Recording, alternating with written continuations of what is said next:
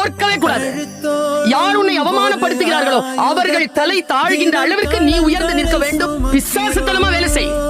தேவதையாக எல்லாவற்றையும் அனுபவிக்கலாம். ஏதேனும் அவமானம் உங்களுக்கு நேர்ந்தால் அங்க வந்து நீங்க அதை லேடரா மாத்துங்க.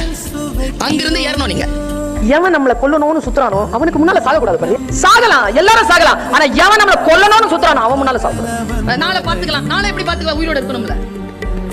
இருந்தாலும் அந்த மைண்ட் வரணும்ல, அந்த எனர்ஜி வரும். அந்த ஸ்பாட்ல அந்த நிமிடத்துல ஜெயிக்கணும். அதுக்கு பேர் தான் ஜெயிக்கிறது. அம்மா சொல்லுவாங்க, காட்டு வழியா போறியா, ஒரு பூவையோ கனியையோ பாக்குறியா, அறுத்துரு, திரும்பி வரும்போது பார்த்துக்கலாம் அப்படி விடாத.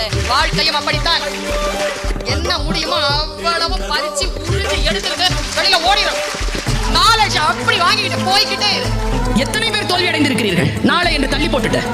ஜெயிக்கிறவங்களுக்கு உங்களுக்கும் இருக்கக்கூடிய ஒரே வித்தியாசம், காலத்தால் அவன் பயிர் செய்தான், நீ காலத்தை கைவிட்டு விட்டு பிறகு பார்த்துக் கொள்ளலாம் என்று இருந்தாய். மகிழ்ந்திருக்கு. வாழ்க்கையின் உயிரோடு இருக்கக்கூடிய வினாடிகளே மகிழ்வதற்காக